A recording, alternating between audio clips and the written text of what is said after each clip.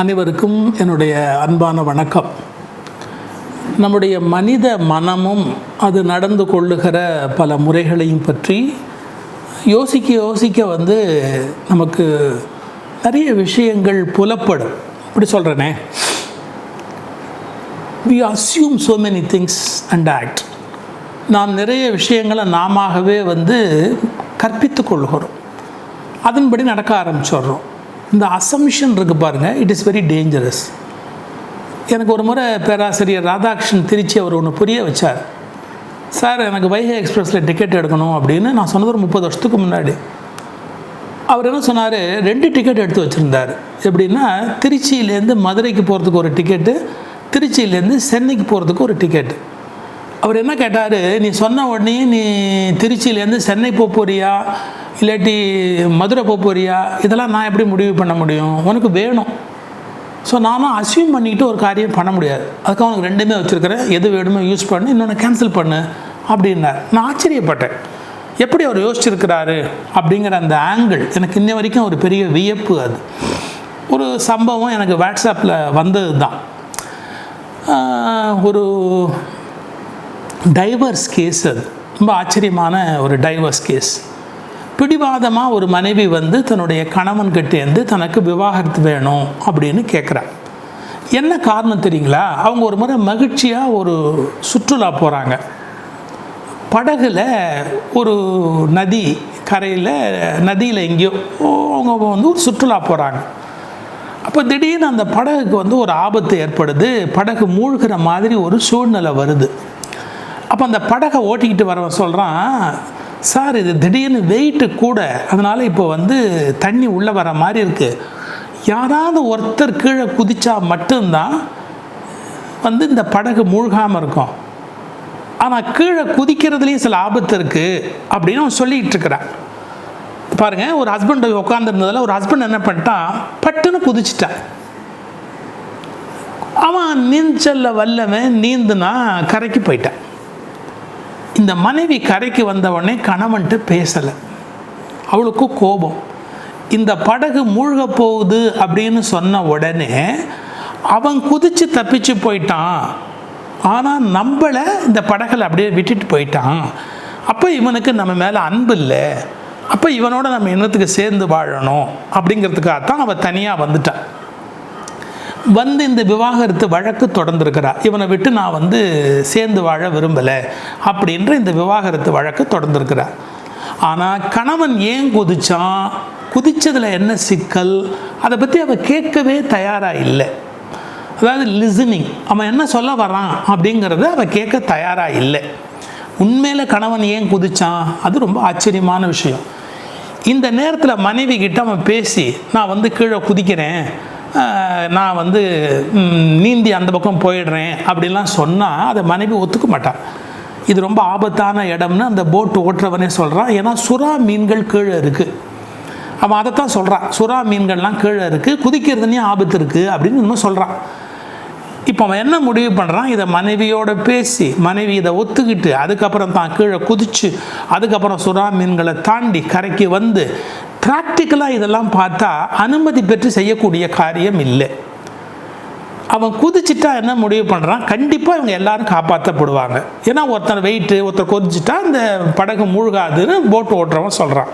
So first clear பண்ண வேண்டியது என்ன, மனைவியை காப்பாற்றணும். அப்போ அந்த போட்டில் அவள் தப்பிச்சு போகணும். அதனால தான் குதிக்கிறதுக்கு தயாராக இருக்கிறான். தன்னை காப்பாற்றிக்கிறதுக்கு இல்லை, அவளை காப்பாற்றுறதுக்கு. பட் இது புரியல. அவன் என்ன நினைக்கிறா, பாரு, சுயநலமாக குதிச்சு போயிட்டான், அவன் தன்னை மட்டும் காப்பாற்றிக்கணும்னு நினச்சான், என்கிட்ட அதை சொல்லணும்னு நினைக்கல, இப்படி ஒரு முடிவுக்கு வர்றான். இது ஒரு நல்ல இன்சிடென்ட், நான் படித்த ஒரு அருமையான ஒரு சம்பவம். இப்போ என்ன நம்ம தெரிஞ்சுக்க வேண்டிய செய்தின்னா, வி அஸ்யூம் அண்ட் ஆக்ட். அவன் அப்படித்தான் தன்னை காப்பாற்றுறதுக்காக தான் குதித்தான், அவன் இனிமேல் எனக்கு வாழ்க்கை துணையாக தேவையில்லை, கிடையாது. அவன் சைடு என்ன நம்ம கேட்டோமா, அவன் என்ன சொல்ல விரும்புகிறான்னு கேட்டோமா. இது மாதிரி நூற்றுக்கணக்கான சம்பவம் இருக்குது. நான் படித்து பல சம்பவங்களை பார்த்து ஆச்சரியப்பட்டு போயிருக்கேன். இதே மாதிரி இன்னொரு கணவன் மனைவி சம்பவம் சார், என்னால் மறக்கவே முடியாத ஒரு விஷயம். அது நான் படித்தது தான். அதுவும் ஒரு நதி, அதை கிராஸ் பண்ணணும்னா தொங்கு பாலம் ஒன்று இருக்கும் பார்த்தீங்களா, இந்த கயிற்றுலையே கட்டி தொங்க விட்டுருப்பாங்க. அந்த மாதிரி ஒரு தொங்கு பாலத்தில் ஒரு கணவன் மனைவி. முதல்ல அந்த கணவன் விறுவிறுவிறு நடந்து இந்த கரைக்கு வந்துட்டான். இந்த கரைக்கு வந்துட்டு மனைவிட்ட சொல்கிறான், வா தைரியமா வா, ஒன்றும் பயப்படாதே அப்படின்னு. அவன் கொஞ்சம் பயப்படுற. இதுக்குள்ளே இருட்டி போச்சு, இதுக்குள்ளே மழை வந்துடுச்சு, திடீர்னு காற்றடிக்குது. இந்த நதியில் அந்த பாலத்தை கடந்து வர்றது அவ்வளோ ஈஸி இல்லை, ஒரே இருட்டு இந்த பக்கம். அவள் அங்கேருந்தே கத்துறா, எனக்கு பயமாக இருக்கு, நீ இந்த பக்கம் வந்துரு, இந்த பக்கம் வந்துரு, என்னால் அங்கே வர முடியாது என்னமோ கத்துறா. இவன் காதலியே வாங்கிக்கல. அது கூட முக்கியம் இல்லை, அவள் பக்கம் கூட திரும்பி நிற்கல, எதிர்பக்கமாக நிற்கிறான், அவன் வரட்டும் அப்படிங்கிற மாதிரி. அவளுக்கு ரொம்ப கோபம். கடைசியாக ஒரு வழியாக பயந்து பயந்து பயந்து அந்த கைத்தை பிடிச்சிக்கிட்டு ஒரு வழியாக அப்படி இப்படியே கஷ்டப்பட்டு இந்த பக்கம் வந்துட்டு ஹஸ்பண்ட்டை கத்தணும்னு நினைக்கிறான். நான் அவ்வளோ சொல்கிறேன், நீ ஈவு இறக்கம் இல்லாத பாவி, ஒரு பக்கம் திரும்பி நின்றுக்கிட்ட, என்னை அந்த பக்கம் வான்னு சொன்னால் வரல, என்னை இந்த ஆபத்தான சூழ்நிலையில் இந்த தொங்கு பாலத்தில் வர சொன்னேன்னு திட்டணும் அப்படின்னு ரொம்ப கோபமாக இங்கே பார்த்தா தான் உண்மை தெரியுது. எப்படின்னா, இந்த பக்கத்தில் ஒரு இடத்துல அந்த கயிறு அருந்திருக்குது, அதை அவன் பிடிச்சிக்கிட்டு கெட்டியாக நிற்கிறான். மனைவி நடந்து வர வரைக்கும் ஒரு ஆபத்து ஆகிடக்கூடாது அப்படிங்கிறதுக்காக அவன் எதிர்பக்கம் திரும்பிக்கிட்டு மனைவியை கூட பார்க்காம அந்த கயித்தை இழுத்து பிடிச்சிக்கிட்டு நிற்கிறான். இங்கே கிட்டக்க வந்ததுக்கப்புறம் தான் மனைவிக்கு தெரியுது, ஓ இவர் ஏன் நம்மளை பார்க்கலை, இவர் ஏன் நம்ம சொன்னதை காதலை கேட்கல, இவர் ஏன் அந்த கரைக்கு வரல. எப்போ தெரிஞ்சது? இங்கே பார்த்தா தான் தெரியுது. The stepping into the shoes of அதர்ஸ்னு ஒரு வார்த்தை சொல்வான்.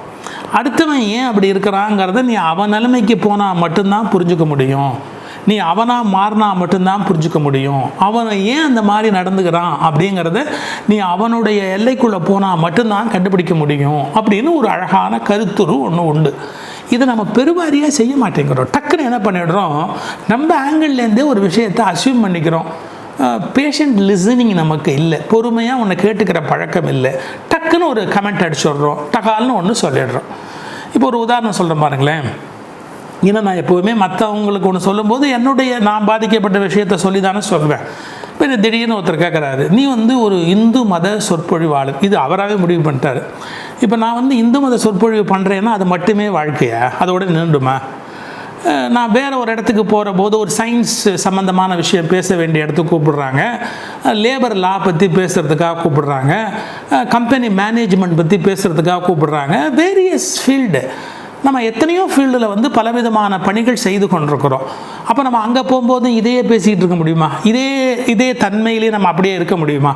இதை சொன்ன உடனே கேட்பாங்க, நீங்கள் ஒவ்வொரு இடத்துக்கு ஒரு வேஷம் போடுவேனே, ஒவ்வொரு இடத்துக்கு ஒன்று பேசுவேன், எதை வேணாலும் மறுக்கலாம், எதை வேணாலும் நம்ம இன்றைக்கி கேலியாக சொல்லிட்டு போயிட்டே இருக்கலாம். இப்படி சொல்கிறேன் பாருங்களேன். ஒரு காலேஜ் பிரின்ஸ்பாலாக இருக்கார் ஒருத்தர், அவர் தமிழ்துறை தலைவராகவும் இருக்கிறார், தமிழ்துறைக்கு வகுப்பு நடத்துகிறார். காலேஜ் மேனேஜ்மெண்ட் மீட்டிங் நடக்குது, பேரண்ட்ஸ் மீட்டிங் நடக்குது, ஸ்டூடெண்ட்ஸ் வெல்ஃபேர் கமிட்டி மீட்டிங் நடக்குது. அங்கேயும் நீ தமிழ்துறை தலைவர் தமிழ் நடத்துன்னு சொல்ல முடியுமா? இது தமிழ் துறை, பாடம் நடத்துகிற போது தமிழ் நடத்துவாங்க.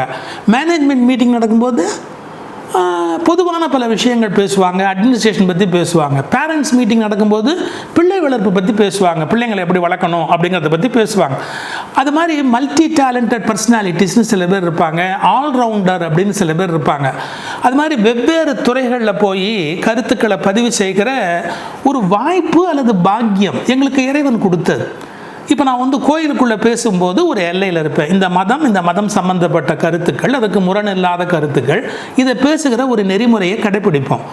அதை தாண்டி நம்ம வேறு இடத்துல போய் நிற்கிற போது இந்த மதத்துக்கு எதிராக பேச மாட்டோம். நல்லா கவனிக்கணும், இந்த மதத்துக்கு எதிராக பேச மாட்டோம், ஆனால் வேறு ஒரு கோணத்தில் பேசுவோம். அது என்ன வேறு ஒரு கோணத்தில் பேசுகிறது?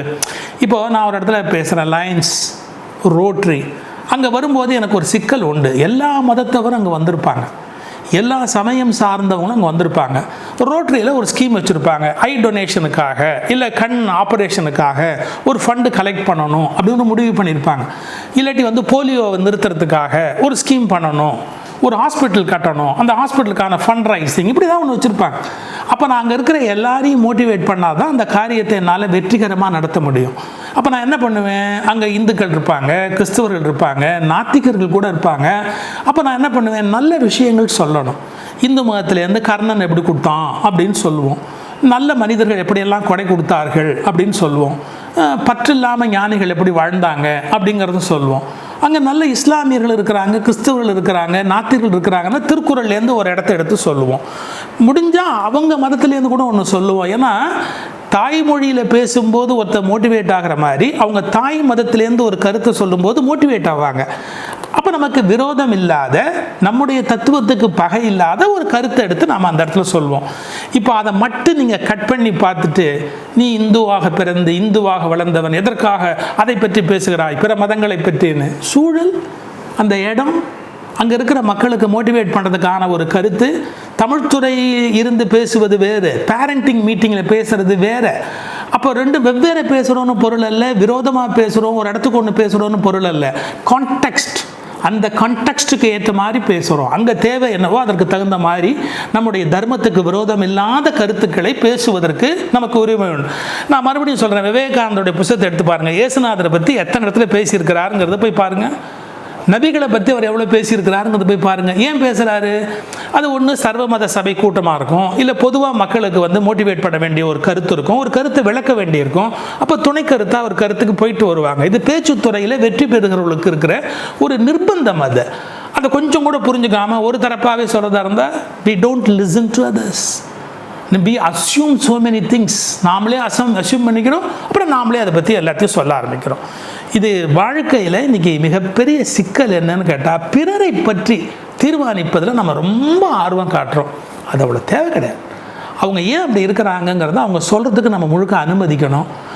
இன்னொன்று, அதுக்காக வாழ்க்கையில் எப்போ பார்த்தாலும் நம்மளை மற்றவங்க நிரூபித்து வாழ முடியாது. 24 hours மற்றவங்க நிரூபிக்கிறதேவா நம்ம வேலை. அதனால் உள்நோக்கம் இல்லாமல் வாழ்கிறவர்களை புரிந்து கொள்வதற்கு பழகணும், அவங்கள ஏற்றுக்கிறதுக்கு பழகணும், இல்லாட்டி ஒதுக்கிடணும். அதாவது அவங்க பேச்சையை கேட்குறது, திரும்ப அவங்களுக்கு அதை பற்றிய திரும்ப கருத்து சொல்லிக்கிட்டே இருக்குது, நீ இப்படி இருன்னு. இது வேண்டாத ஒரு வேலை தானே. So better you listen to others. மற்றவர்கள் என்ன சொல்லுகிறார்கள் என்பதை நம்ம கேட்டுக்கொள்வதற்கு கடமைப்பட்டிருக்கிறோம்.